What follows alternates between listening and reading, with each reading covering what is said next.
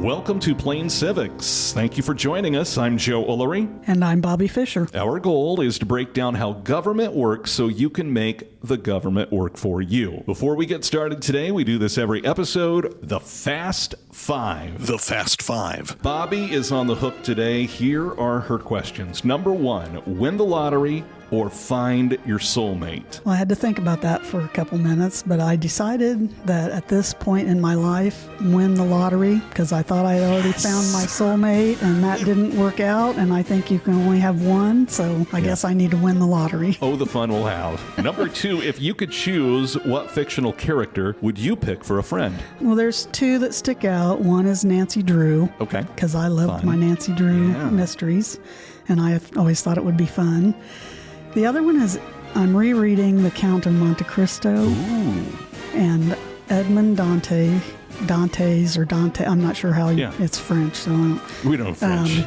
But the main character, the one that's seeking revenge for his imprisonment that was bogus, I would love to spend time with him. Wow, you put some homework into these. Number three, music or podcast when you're driving? It's about 75-25, mostly music. Okay. But if I'm on a longer drive, I sometimes like to listen to a podcast. Number four, look into your future, or would you change things in your past? I think I would change the past. Oh, that was a hard one. Yeah, that's a really personal one. Number five, would you rather drive on highways or country roads? Country roads. Country roads. I want to see the scenery. Yeah, take your time to get there and not have somebody riding up on your back bumper. I'm with you on that. And my favorite trip would be to find the parts of old Route 66 west. All right, that's the Fast Five for this week. Thank you. That was fun, and I feel like I know you a little bit better each time we go through that. But now let's move on. This week, we've been on a roll talking about certain things, and one domino leads to the next domino. And today we're talking about how did our Constitution originate. So let's start the show. And now our feature presentation. Okay, first I want to start by saying that this topic is going to take probably several, I don't want to put a number on it, several episodes to complete, because since we try to stick to around 20-25 minutes, there's just no way to cover the origins of our Constitution in one 20-minute podcast. I would be really impressed if you could do that. I would be impressed with myself. A TED Talk. So I realized as I started writing the scripts for this one and the next one that this is not something, and I'm even leaving stuff out. Oh, sure. But there's no way to do this in one or two podcasts. So consumable chunks. Right. We want people to truly understand how we arrived at the Constitution we have today that's now lasted for almost 238 years. We must look at what came before. So in the last episode, we discussed the Declaration of Independence, which is not a set of laws, but a statement of separation from England, or as you said, the breakup letter. Yes.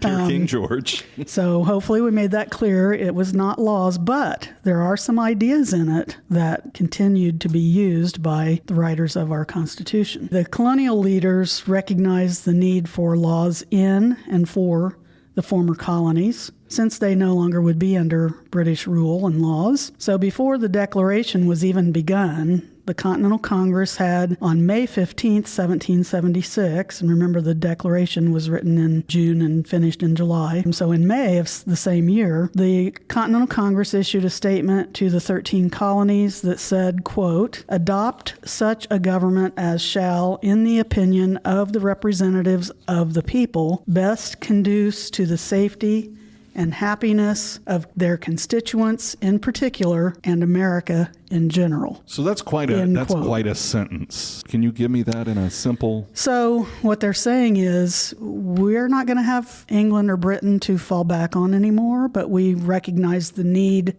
to have laws. So colonies and now states need to make sure that in order to safeguard the people of your states, you need to create a set of laws for those new states. Makes sense. So that's basically what they were telling them to do in their old-fashioned language. Right. So what happened after that is between 1776 and 1780, and keep in mind this is also while the Revolutionary War is going on, each of the 13 states adopted a Republican form of government.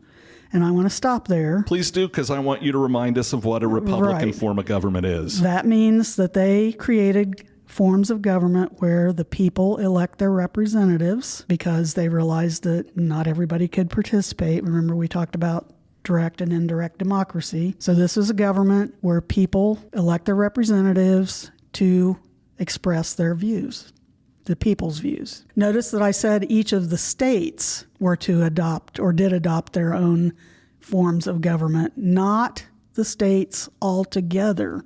So there was home rule. Home rule, yes. Each state really thought of themselves as a separate entity. They weren't thinking the United States as one like we do today.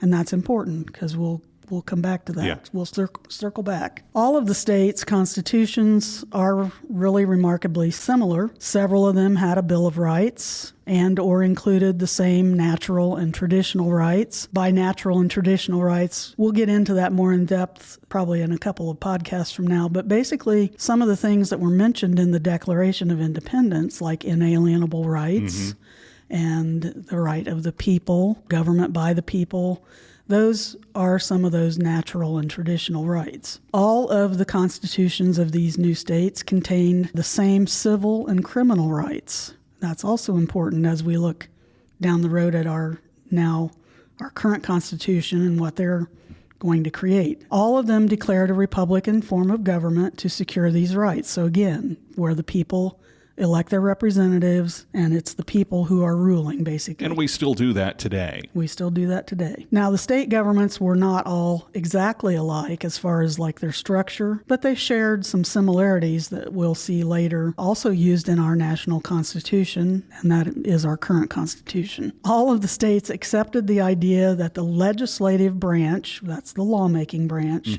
should be preeminent. In other words, it should be the most important part. Okay, because I was going to ask you about that. I wasn't sure what that meant. At the same time, they also endorsed that it was very important that the concept of the liberty of the people could be endangered from corrupt representatives, despite the fact that the representatives were elected by the people. So in other words, they were still thinking of their experience with England, especially in the last few years. One, they didn't have representation with England, but that they felt that many of the leaders were corrupt and were trying to take advantage of them. So they're very leery of, we want this to be ruled by the people, but we're afraid that the people we elect might become corrupt in some way. So we need to keep our eye on them. I'm sitting here with chills a little bit because you could easily see just by looking at today's news to see how outside forces could easily come in with money and take away the local people's voice. And clearly this was a very sensitive issue to them. At this time, it's all still raw. They're still reeling from breaking up with England. Right. And so I'm glad you brought that up. It's so interesting to me as we go through this of how there are parallels from clear back in the day of the late 1700s to still seeing some of this stuff still happen or the possibility for it to happen in 2025. Exactly. And I think you'll see that play out too in the length of time it takes them to, once they get to the point of creating our Constitution that we have now, looking at all of these ideas and their fears of corruption and trying to decide, how they want to do this. And do they want to put the lives of the people into the hands of a few? Like you're saying too, I think if we think about what's going on today, we maybe will question their decisions at times. But we hope that there's enough checks and balances in our Constitution to take care of it today. But we'll see, this was not easy. They didn't just sit down in one day and say, okay, this, click, click, click, here's how it's going to be. Oh, this will work. There's a reason this is called the Great Experiment. Yes. No one knew if this was going to work because they brought in ideas from so many different philosophers and governments that they had experience with or had read about. They're combining a lot of stuff, to use a fancy word. Yeah, real fancy word. The bottom line here is each state constitution embraced the notion or wanted short terms of office for elected representatives, along with the ideas of recall, rotation, and, get this, term limits. What? It's interesting that we've kind of made a full circle. Yes, still relevant. So the only term limited position is president, and that didn't come about until the 1950s, almost 200 years into this great experiment. Now there's a lot of talk today about term limiting representatives and senators. And so that's interesting that one of the fears of the founders or the framers, however you want to refer to them, was this idea of term limiting people or being able to recall someone if they felt they weren't doing their job or weren't doing it effectively. Again, relevant in 2025. Exactly. Maybe this is too off the deep end, but that kind of makes me think of, in particular, a couple of our Indiana representatives who have tried to claim that at their town halls that they have been brave enough to show up at, that the people they're griping and complaining to them are like paid actors or not even from their district. I live in Westfield, and there was just a rowdy town hall meeting, 2 of them actually, in central Indiana or east central Indiana, if you include Muncie. And I would love to know if there's a way through FOIA or if there's some mechanism to where I'm sure people had to sign in. I don't think people were vetted, but I think that people had to sign in, put your name, put your address.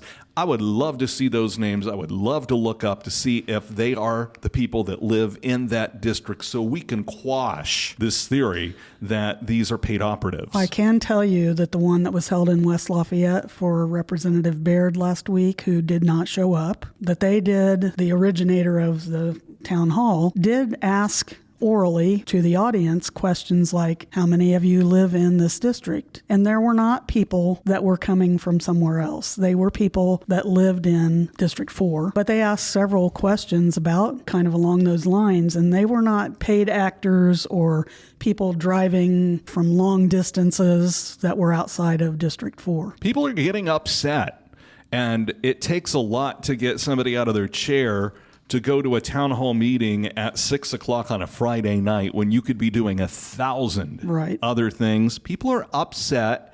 And just as you were saying, back in the late 1700s, where they have this Republican system set up where they have a person representing them, they want that person to know how they feel and to vote for them, how they feel. And that kind of was the other point I was getting at, is it doesn't matter if you're, let's say, a Republican representative and I'm maybe a Democrat and I'm attending this town hall. You're supposed to be representing all of us. Everyone. Whether we voted for you or not. It shouldn't be, these should all be Republicans at this town hall. No. You represent this district. Republicans, Democrats, independents. Everyone. And whether or not we agree with your talking points, we're still allowed to come forward and say, I am for this. I am for that. And even if it's not what's on your platform's talking points, we should still have a way to share with you how we feel, especially when we disagree with how you feel. The First Amendment actual wordage is redress of grievances. Redress. Yes. We should be able to complain. It doesn't matter. It's not specified in the Constitution that I can only complain if I'm a certain political party. In fact, the framers didn't even want there to be political parties. Right. It doesn't say we the people if you're a Republican or if you're a Democrat. It says we the people. That's it. And those weren't even the original political parties anyway. Right. And it's crazy that there are some people that think that that's Right, We started right. with those two parties. Nonetheless. So, I guess the main point we're trying to make is these are issues that the framers thought about and considered, how to deal with them even before the Constitution was written. I mean, we're not even to that point yet. They're talking about state constitutions Right. here. The states were told by the Continental Congress that they needed to create some laws for their states. So the Second Continental Congress also created the first system of governance for the 13 states collectively. So thinking of them as, okay, we're 13 states, you're going to create your own separate state governments. Remember, they're in the Revolutionary War right now, fighting together. So we need to have some kind of legal system or set of laws for us as one. But I want to say what they created is not the Constitution that we currently have. Okay. The first Constitution that was created by the Second Continental Congress is called the Articles of Confederation. This document created a loose grouping of states united for common purposes, mostly for defense. Remember, they're fighting this war. They're in a war. But it wasn't, in my opinion, very well thought out. And by the way, the Congress under the Articles was just a unitary Congress. It was not two houses. There was no Senate and House of Representatives. It was just basically every state had one vote in this Congress. And it gave Congress the power to declare war, to appoint military officers, and sign treaties, but no power to tax or raise funds, no power to regulate trade or conduct foreign policy without the agreement of the states. The states, in turn, offered little respect or support for the Congress under the Articles. Since there was only one branch of government, it had very little power, and with each state having equal votes, one vote each. Think about that. It's amazing.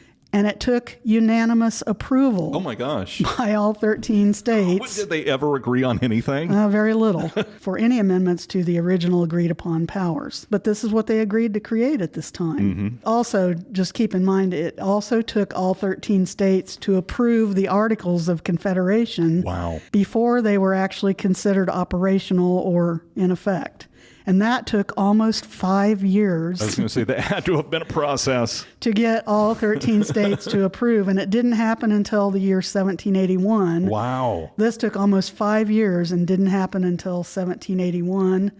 Just a side note, the last battle of the Revolutionary War, which is considered Yorktown, ended October 19th, 1781, when the British surrendered finally to the Americans. Which is so totally not how I remembered it in my head. So I'm glad you brought that So up. they create this Constitution, but it's not even official until the Revolutionary Wars really already ended. But I want to go back to one thing. Sure.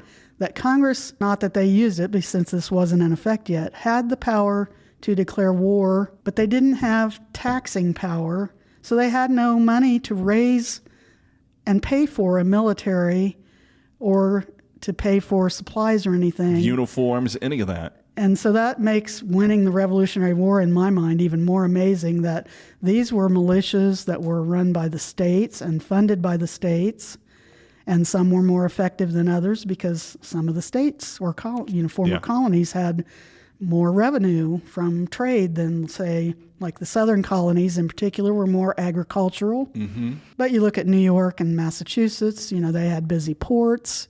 They had a lot more business. So it was really amazing that we ended up winning the revolution against a more experienced and more well-prepared, funded Yes. British Army, and we're just kind of flying by the seat of our pants. It was meant to be. Yes. Just a few years after the Revolutionary War, James Madison, Alexander Hamilton, and George Washington began to fear that the young country was on the brink of collapse. America's first Constitution, this Articles of Confederation that we were just talking about, gave Confederation Congress the power to make rules or laws and request funds from the states. Notice I said request funds from the states, but it had no enforcement powers at all. Okay. And they couldn't regulate commerce between the states or between the states and foreign governments, and they had no money system. They couldn't print money. So did each state have its own currency? They did. Yeah. In this time period, the states also started disputing some of the territory. They disputed paying war pensions to soldiers that had fought in the Revolution. There were disputes over taxation, and I don't want to go into this, but there's the whiskey rebellion Rebellion, Yeah. for example. I mean, things you may remember from I your remember that name. history class. I mean, and there were a couple others as well. And all of these threatened to tear this young country apart because there was no group that controlled. Like a central government. Yeah, nobody controlled all of the states together.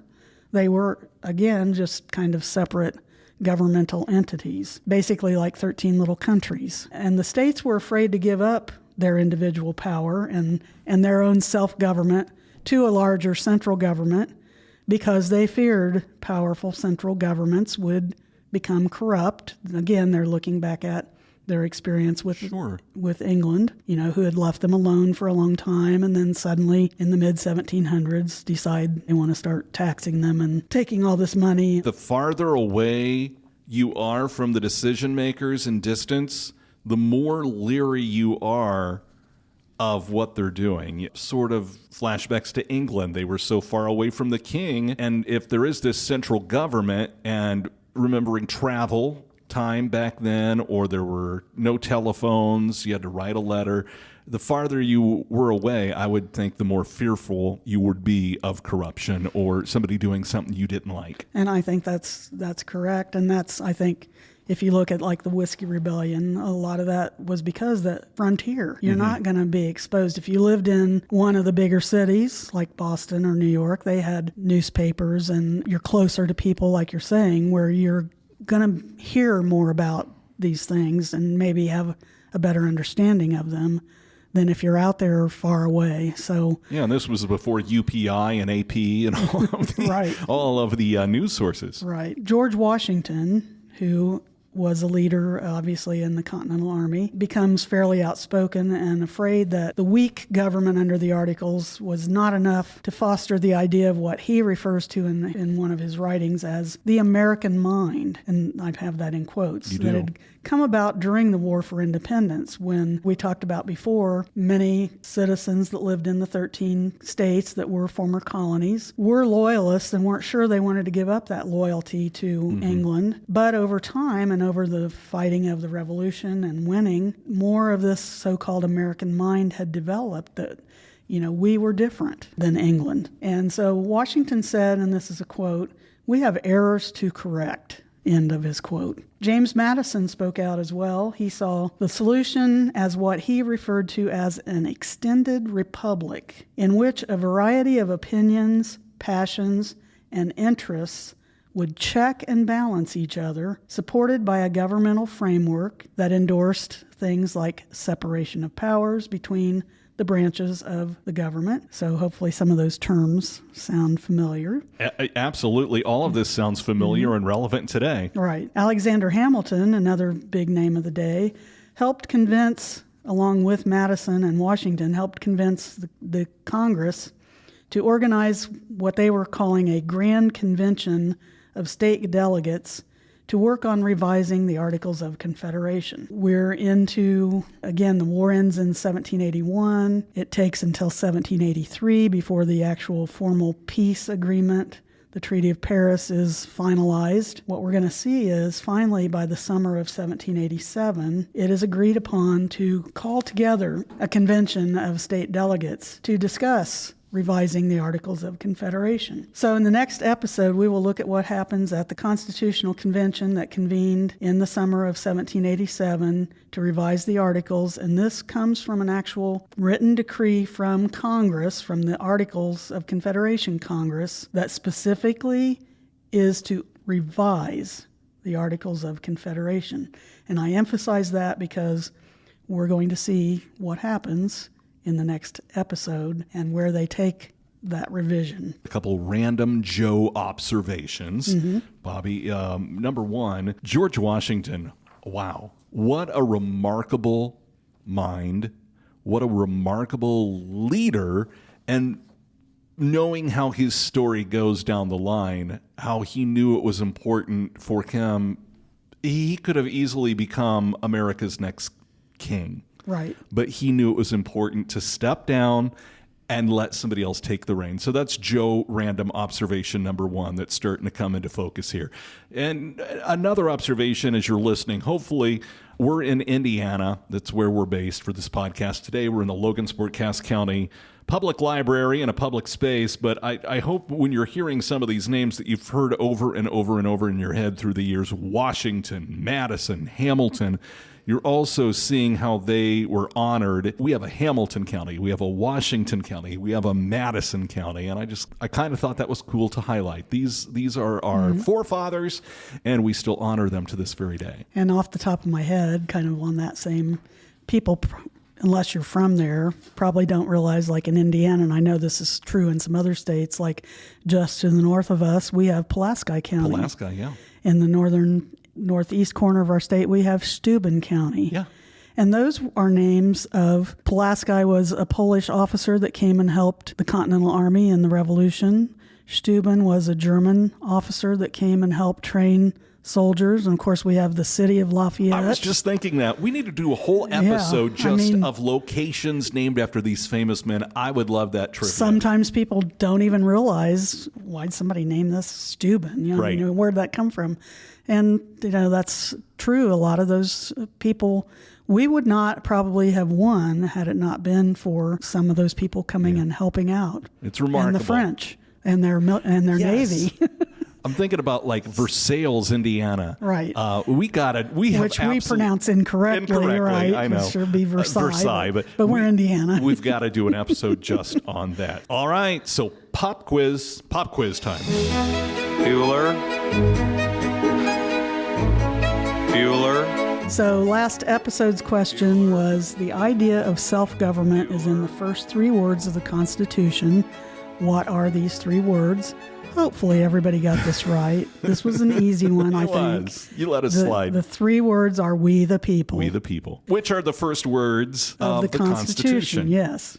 So that was an easy one. So right. Ding, ding, ding, ding. Yes. I used to tell kids for extra credit they could learn the preamble of the Constitution, which starts with we the people. And then I actually would break it down. But we the people being the first words shows how important that is. Yes. And we might do an episode on breaking down the preamble just so people see that it's not just a bunch of words. Yeah, no. It had, every word in it had meaning. Meaning, yeah. And by the way, I love a teacher that offered extra credit, just for the record. I didn't do it often. I like that, though. I like a chance to make it right. All right, so what's the next question? What is an amendment? That's the question. And next episode, it's sort of obvious where we're headed. Yeah, we're going to continue this discussion of how our current Constitution came about. All right, so that's it for this episode of Plain Civics, breaking down the basics. No politics, just facts. Thanks for listening, and until next time, stay informed and stay engaged. This is Plain Civics. Join us for the journey as we break down the basics of how government works,